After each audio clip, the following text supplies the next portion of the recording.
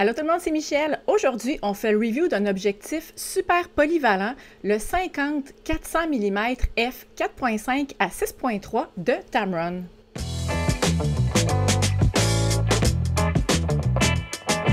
Je me suis fait prêter récemment la 50-400 mm par la compagnie Tamron pour écrire un article de review sur l'objectif. J'ai fait des tests avec 4 séances photo différentes. La première séance photo que j'ai faite, c'est en pleine tempête de neige. J'ai pris des photos en action avec Merlin et sa maîtresse Alexandra. Deuxième shooting, c'était plus un style paysage. J'ai fait une marche en plein air. J'ai pris en photo des détails, des plans larges, des plans rapprochés. Je voulais vraiment tester les différentes plages de focale de l'objectif. Ensuite, j'ai fait une photo de portrait de famille avec ma sœur. Puis j'ai terminé, évidemment, avec des photos de sport avec ma bonne amie Élise. Je l'ai photographiée à la course. Puis je commence en vous disant ça, c'est pour vous dire à quel point c'est un objectif qui est polyvalent. On peut faire n'importe quel type de photographie avec ça.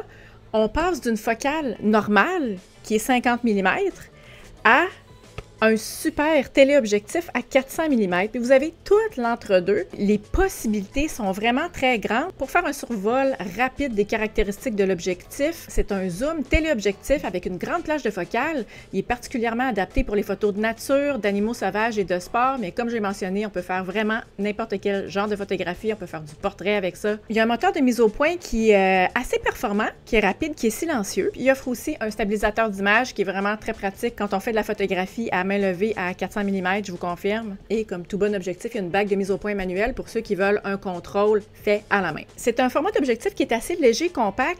On s'entend, c'est un super téléobjectif. Attendez-vous pas à avoir une grosseur de 50 mm. Bien, pour la plage de focale qu'il offre, c'est surprenant de voir à quel point quand même il est léger et transportable. Alors ça le rend très pratique pour ceux qui veulent partir à l'aventure et n'amener qu'un seul objectif. Je ne m'étendrai pas plus que ça sur les caractéristiques de la 50-400. Si vous êtes des geeks, si vous voulez aller voir tous les détails, je vais vous mettre le lien en dessous vers le site de Tamron pour voir toutes les caractéristiques, toutes les petites informations sur l'objectif. Les points forts de l'objectif, les raisons pour lesquelles j'ai aimé travailler avec, c'est, je le répète encore, c'est sa grande polyvalence. On passe de 50 mm à 400 mm en un coup de poignet, c'est peu dire. Je possède personnellement la 100-400 mm f 4.5 à 5.6 de Sony. Puis je vais vous dire que le petit 50 mm de plus qu'on a à la plus petite focale, ça fait vraiment une différence. Parce qu'au lieu d'être exclusivement un super téléobjectif, comme la 100-400, on est juste du côté téléobjectif. Celui-là nous permet de faire des plans avec une focale normale. Puis vous savez à quel point j'aime la focale de 50 mm. Donc, de la retrouver dans un objectif comme ça, c'est vraiment intéressant. Et là, la contrepartie, ce qui, moi, m'a accroché un petit peu, c'est que là, à un moment donné, il faut faire une concession quand on achète un objectif. Il faut déterminer nos critères, nos priorités, parce que c'est difficile de tout avoir. On n'a pas le choix de faire une concession en quelque part. Il faut considérer le prix, la performance, les plages disponibles de focale, les ouvertures disponibles, donc c'est quoi les plus grandes ouvertures qui sont offertes, et le poids. Si vous voulez, dans la vie, avoir un super téléobjectif de 400 mm, de la plus haute qualité possible, qui offre une ouverture de f 2.8, bien, votre concession, ça va être que ça va être un objectif immense qui va valoir 15 000 $. Est-ce que c'est votre priorité? Alors, la concession à faire avec cet objectif-là pour moi, et c'est à vous de décider si c'est des concessions acceptables. Le comparatif que je peux faire pour avoir personnellement travaillé avec, c'est celui avec la 100-400 mm f 4.5 à 5.6 de Sony. Je trouve premièrement que la qualité en termes de couleur, de contraste de couleur particulièrement, avec la Tamron versus avec la 100-400 de Sony, c'est moins là.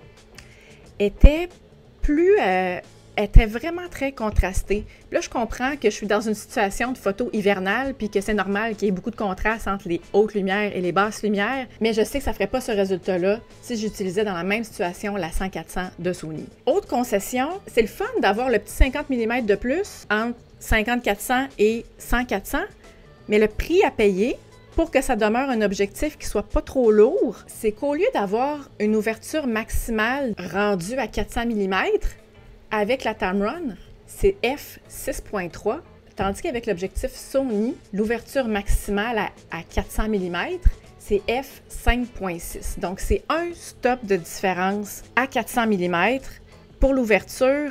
Est-ce que ça fait une différence? Moi, je trouve que oui.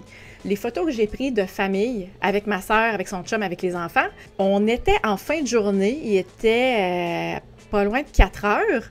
Il faisait pas noir, c'était plus sombre, on était à l'ombre parce que le soleil était bas à l'horizon. Mais quand j'avais à être à 400 mm, et puis mon ISO est vraiment élevé, là, dans le coin il y a 2000-2500 ISO. Ce qui, pour moi, je trouve qu'il est élevé. Puis en plus, j'ai un boîtier qui me permet de monter mon ISO qui me donne une chance. Alors si vous avez un boîtier moins performant, que vous mettez ça, vous êtes en condition de lumière plus basse, vous êtes à 400 mm à f6.3, votre ISO, il va être élevé, puis il va diminuer la qualité de votre fichier parce que ça va introduire du grain dans l'image. Autre point à considérer de cet objectif-là, ça, c'est pour la photographie à l'extérieur. En fait, comme la 100-400 mm de Sony, c'est la même chose. C'est des objectifs qui offrent une belle performance à l'extérieur, mais parce qu'ils ont des ouvertures plus limitées, plus petites un petit peu, je ne vous recommande pas d'utiliser ça en dedans, là. Vous allez avoir du bruit dans vos photos comme pas possible. Si vous cherchez un zoom polyvalent, avec une grande ouverture qui est accessible, donc à bon prix, un autre objectif Tamron, je vous suggère de considérer la 70-180 mm. Le fait qu'il offre l'ouverture constante de f2.8, ça vous permet d'utiliser à l'intérieur.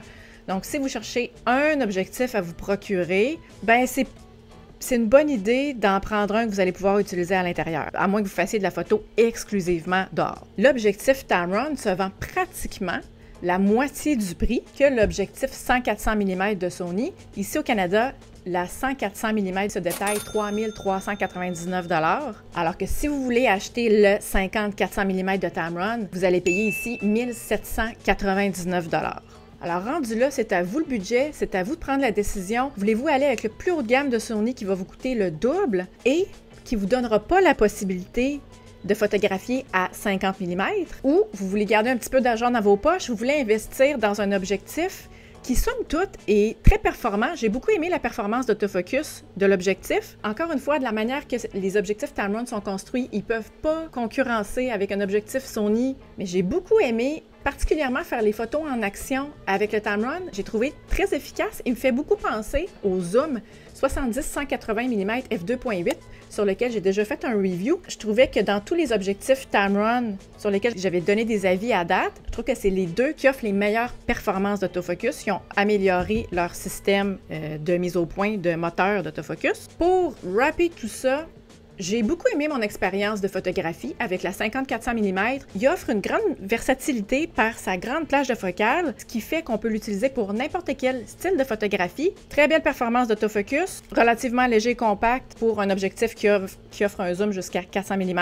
Les objectifs Tamron offrent un excellent rapport qualité-prix. Si vous n'avez pas envie de casser votre petit cochon pour acheter des objectifs haut de gamme, mais que vous avez envie d'avoir un téléobjectif pour utiliser à l'extérieur, moi je vous dis, c'est pas gênant de sortir avec le 50-400. J'espère que la vidéo vous aura aidé à découvrir un nouvel objectif ou à vous aider dans vos achats. Si vous avez aimé le contenu de la vidéo, partagez-le donc. Abonnez-vous donc à la chaîne, j'en fais d'autres des vidéos à chaque semaine. Comme d'habitude, si vous avez des questions, des commentaires, gênez-vous pas, mettez-moi ça juste en dessous. Merci beaucoup d'avoir été là, puis on se dit à la semaine prochaine pour une autre vidéo. Bye!